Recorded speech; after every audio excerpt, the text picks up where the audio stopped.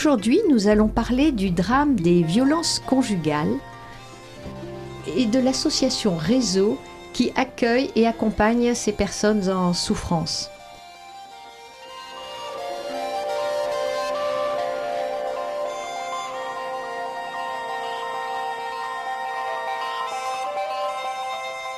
Isabelle Lemaire, bonjour. Bonjour Martine.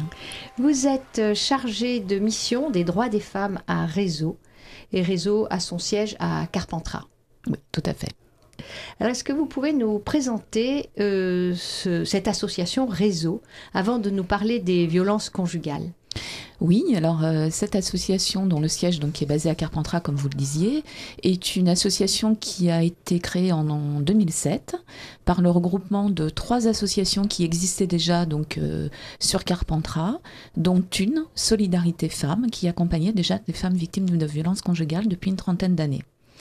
Donc Réseau, par ce regroupement de 3 associations, prend en charge des personnes en difficulté sociale dans tous les domaines de l'accompagnement, du logement, de l'hébergement, de l'accueil d'urgence, jusqu'à ce pôle violence conjugale, et a également un organisme de formation destiné aux professionnels concernés par l'accompagnement des victimes de violences conjugales.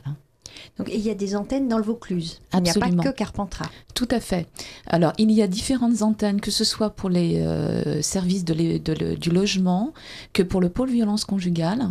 Donc, pour ce dernier, les antennes donc, se situent à Valréas, Orange, Bolène, Sorgues, Avignon depuis cette année, Cavaillon et rapidement, on espère, Apt. Alors pourquoi, Isabelle, vous vous occupez des violences conjugales ? Il y a quelque chose qui vous intéresse particulièrement ? Oui, tout à fait. Alors moi, je suis on va pas dire une militante, mais une femme intéressée par le droit des femmes. Et étant jeune, j'ai été confrontée à une rencontre avec une femme victime de violences conjugales. J'avais 25 ans, je ne savais pas ce que c'était, puisque je n'étais pas concernée dans ma famille par cette problématique. Mais j'ai pas compris ce qui se passait avec cette femme. Et donc, j'ai cherché à comprendre et j'ai commencé à travailler donc, sur cette problématique. Et ça fait maintenant 8 années. Je m'occupe pratiquement que de femmes victimes de violences conjugales. Précédemment, donc en dehors de Réseau, puisque moi, ça fait que 2 ans que j'y suis, précédemment auprès de publics, notamment de rue, qui sont aussi victimes de violences conjugales dans un autre système. Mais voilà, donc ça fait 8 années et c'est une problématique qui est intéressante parce qu'on travaille sur le retour de l'estime de soi, on travaille sur la renaissance de ces victimes et donc c'est passionnant.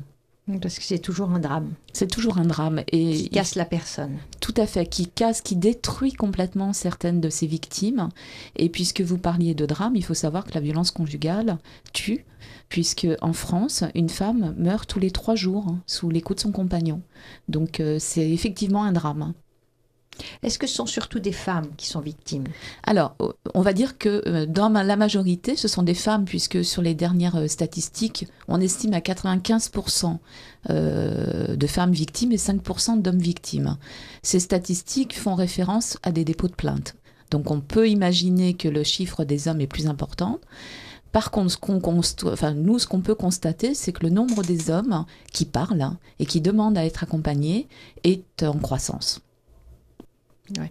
Est-ce que vous pouvez nous expliquer ce que sont ces violences conjugales ? Oui, tout à fait. Alors, on part vraiment de la violence au sein d'un couple, donc de l'intimité.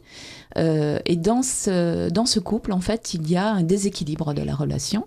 Il y a une domination de l'un sur l'autre. Et donc, ça peut être effectivement ou une femme ou un homme, mais en tous les cas, il y a une domination de l'un sur l'autre. Il y a un non-respect de la parole, de la vie de l'autre.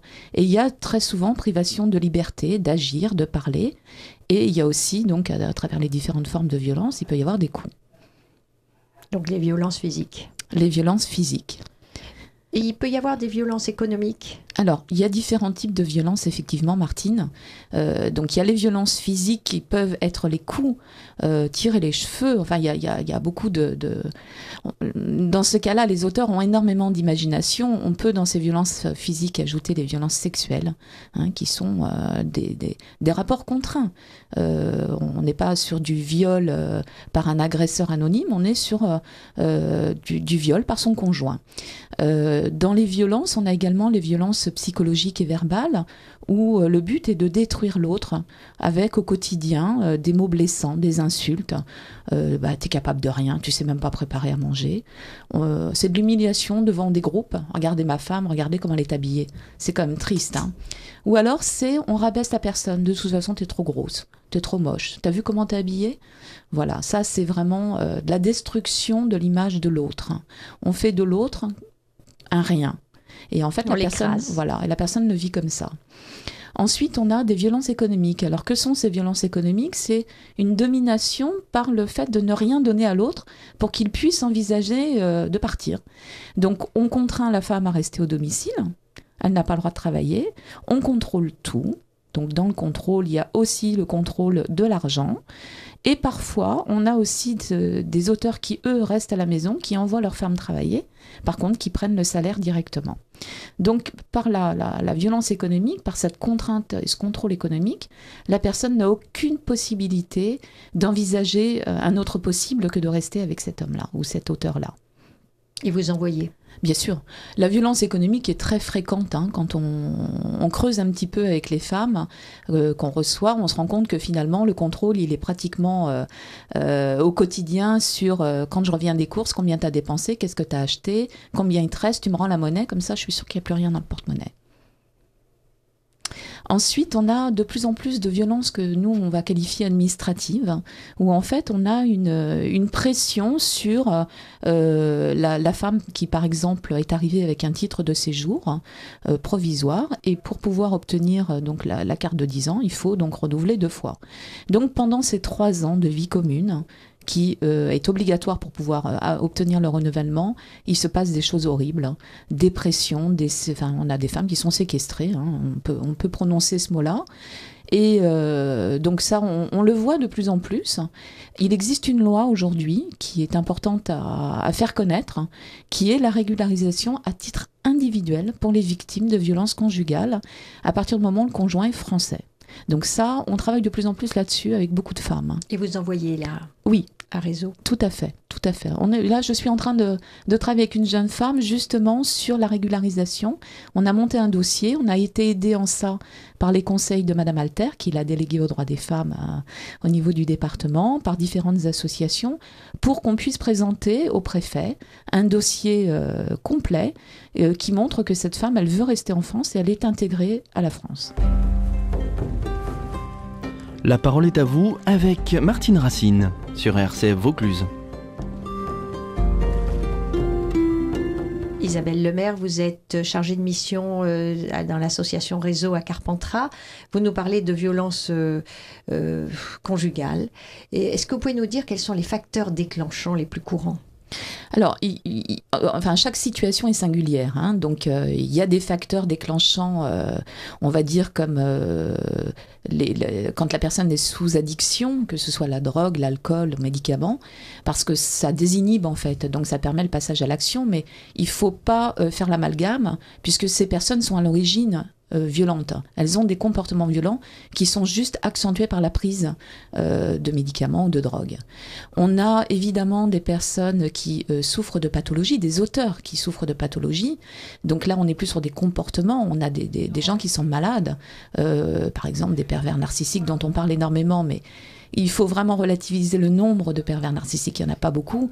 On peut avoir des gens qui souffrent de paranoïa, de névrose. Donc là, on est sur la pathologie.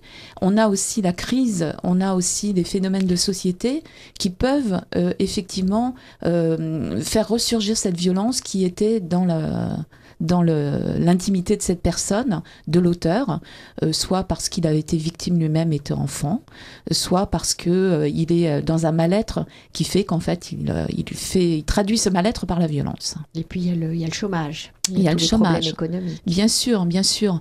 Alors on va parler plus précisément des hommes. Un homme qui se retrouve au chômage, qui ne peut plus assurer ce que la société lui impose d'être le chef de famille, peut traduire cette violence envers sa femme.